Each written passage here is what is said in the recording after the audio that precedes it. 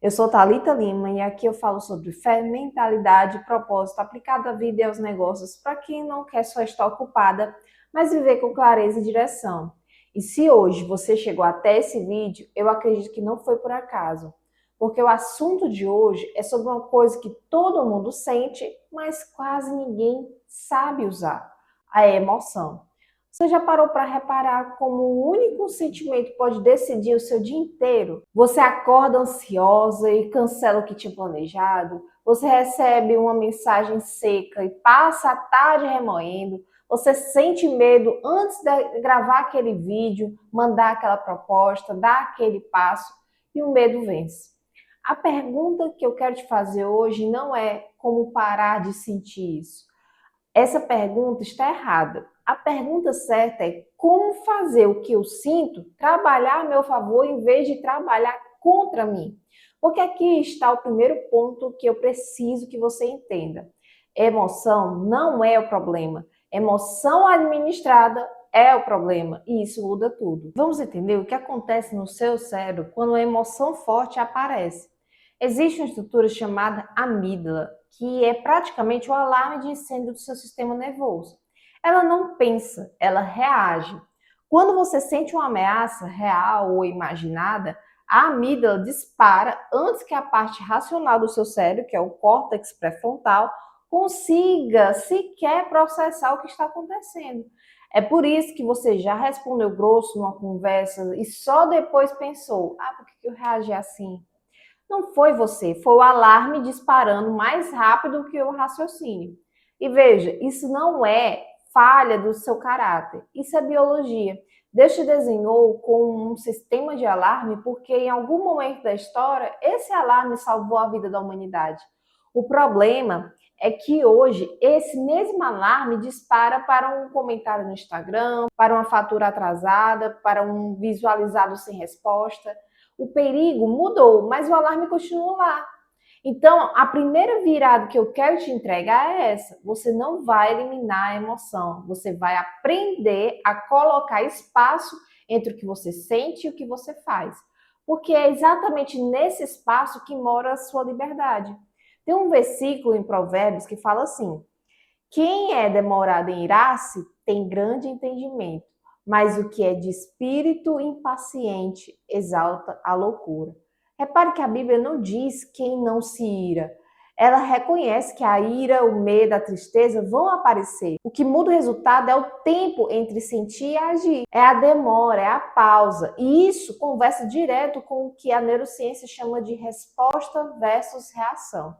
Reação é automática, gente. É a amígdala no comando. Resposta é escolhida. É quando você dá tempo suficiente para que o córtex pré-frontal, como eu falei aqui, entrar na sala e pensar antes de reagir. Estudos de regulação emocional mostram que esse intervalo pode ser de apenas 90 segundos. 90 segundos é o tempo médio que uma onda emocional leva para subir, atingir o pico e começar a baixar, se você não alimentar ela com um pensamento repetitivo. Ou seja, a emoção mais intensa que você sentir hoje, se você simplesmente respirar e não reagir, já começa a perder força em menos de 2 minutos. Isso muda a pergunta que você faz para si mesma. Em vez de como é que eu paro de sentir isso? Pergunte: o que essa emoção está tentando me dizer? Porque toda emoção carrega uma informação. O medo geralmente aponta para algo que você valoriza e tem medo de perder. A raiva geralmente aponta para um limite que foi ultrapassado. A tristeza geralmente aponta para algo que precisa ser encerrado ou chorado antes de você seguir em frente. Quando você trata a emoção como inimiga, você briga com a mensageira e nunca lê a mensagem.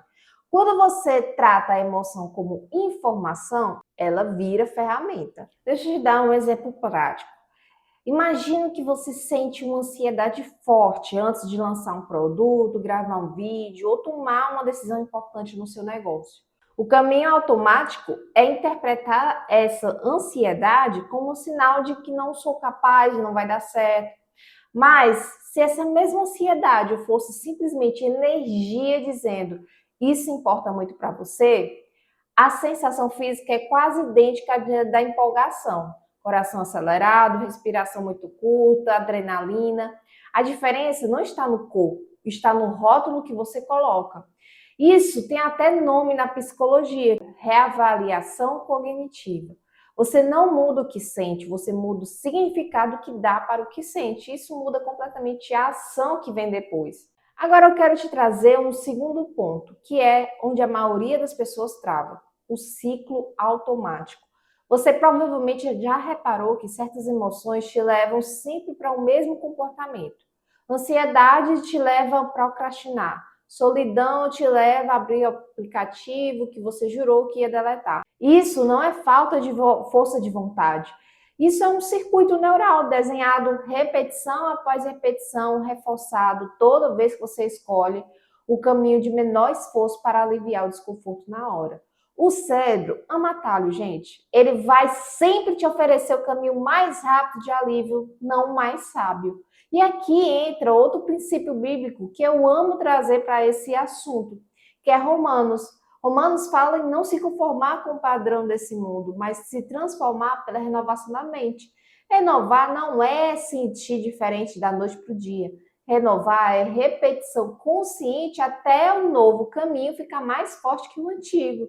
É neuroplasticidade encontrando com fé aplicada. Cada vez que você sente a emoção de sempre e escolhe uma resposta diferente da automática, você está literalmente enfraquecendo uma conexão neural antiga e fortalecendo uma nova. Isso não acontece uma vez, acontece na repetição. E é exatamente por isso que a Bíblia fala em renovação, não em substituição instantânea. Então, como você aplica isso na prática, hoje, sem complicar? Eu quero te dar 3 passos simples. Anota aí. Primeiro passo é nomear. Antes de agir, pare e diga para si mesmo exatamente o que você está sentindo. Seja específica. Eu estou me sentindo com medo de ser julgada. Ou estou sentindo raiva porque eu senti desrespeitada. Existe um achado da neurociência chamado nomear para domar. Quando você coloca uma emoção em palavras, a atividade da amígdala diminui e a atividade de área racional do cérebro aumenta. Só de nomear você já reduz a intensidade. O segundo passo é pausar. Lembra dos 90 segundos que eu falei? Antes de responder aquela mensagem, antes de desistir daquele projeto, antes de tomar aquela decisão no calor da emoção, espere.